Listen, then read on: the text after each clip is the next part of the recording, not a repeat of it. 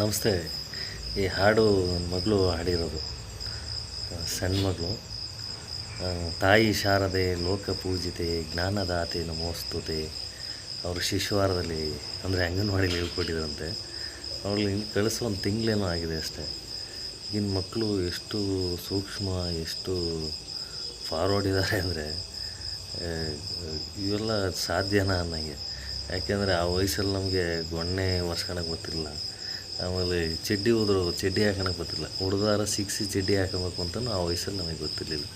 ಇವತ್ತು ಆ ಮಕ್ಕಳು ಅಷ್ಟು ವಯಸ್ಸಿಗೆ ಏನೇ ಹೇಳ್ಕೊಟ್ರು ಸಡನ್ನಾಗಿ ಕ್ಯಾಚ್ ಮಾಡ್ಕೋತವೆ. ಅಂದರೆ ಈಗಿನ ಮಕ್ಕಳು ಒಂಥರ ಕಂಪ್ಯೂಟ್ರಿಗಿನ್ನ ಜಾಸ್ತಿ, ಅಷ್ಟು ಮೆಂಟಾಲಿಟಿ, ಅಷ್ಟು ಚುರುಕಾಗಿರ್ತವೆ. ಅದಕ್ಕೆ ಈ ಮಕ್ಕಳು ಮತ್ತು ಏನೇ ಮಾತಾಡಿದ್ರು ಅವರು ಅಮೃತಂ ಬಾಲಭಾಷಿತಂ ಅಂತ ಹೇಳ್ತಾರೆ. ಅಂದರೆ ಮಕ್ಕಳು ಏನೇ ಮಾತಾಡಿದ್ರು ಅದು ಅಮೃತ ಪಾನಕ್ಕೆ ಸಮ. ಅಮೃತನ ಸವಿದಷ್ಟು ಖುಷಿ ಅನಿಸುತ್ತೆ, ಸಮಾಧಾನ ಅನಿಸುತ್ತೆ. ಮತ್ತು ಅದ್ರ ಜೊತೆ ಇನ್ನೊಂದು ಏನಪ್ಪ ಅಂದರೆ, ಮಕ್ಕಳಿಗೆ ನಾವು ಯಾವತ್ತೂ ಒಳ್ಳೇದು ಹೇಳ್ಕೊಡ್ಬೇಕು, ಒಳ್ಳೇದು ಕಲಿಸ್ಬೇಕು ಅಂತ ಹೇಳಿ ಹಳೆಗನ್ನಡದಲ್ಲಿ ಒಂದು ಮಾತಿದೆ, ಚಿಕ್ಕಂದಿನೊಳ್ ಅಕ್ಕರ ವಿದ್ಯೆಯಂ ಅರಿಪದಿರ್ದಡೆ ಕೊಂದಂ ಅಂತೇಳಿ. ಅಂದರೆ ಚಿಕ್ಕ ವಯಸ್ಸಲ್ಲಿ ನಾವು ಮಕ್ಕಳಿಗೆ ನಯ ವಿನಯ ವಿದ್ಯೆ ಬುದ್ಧಿ ಇವೆಲ್ಲ ಕಲಿಸ್ಲಿಲ್ಲ ಅಂದರೆ ಅವ್ರ ತಂದೆ ತಾಯಿನೇ ಅವ್ರನ್ನ ಕೊಂದ ಹಾಗೆ ಅಂತೇಳಿ ಇದು ಮಾತಿನ ಅರ್ಥ.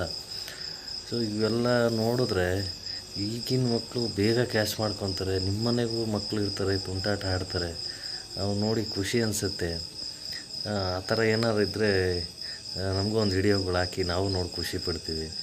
ಈ ಮಕ್ಕಳಿರೋ ಮನೆ ನಂದ ಗೋಕುಲ ಅಂಥೇಳಿ.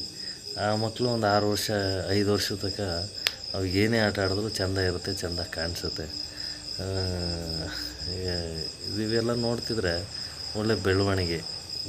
ನನ್ನ ಮಗಳು ಇದು ಹಾಡು ಹೇಳಿದಕ್ಕೋಸ್ಕರ ಈ ಮಾತು ನೆನಪಾಯಿತು. ಸೊ ಹಂಗಾಗಿ ನಿಮಗೆಲ್ಲ ತಿಳಿಸಿದೆ. ಹಾಗೆ ಲೈಕ್ ಮಾಡಿ, ಶೇರ್ ಮಾಡಿ, ಸಬ್ಸ್ಕ್ರೈಬ್ ಮಾಡ್ಕೊಳ್ಳಿ. ಥ್ಯಾಂಕ್ ಯು ಹೇಳ್ತಾ ಮುಂದಿನ ವಿಡಿಯೋದಲ್ಲಿ ಸಿಗೋಣ.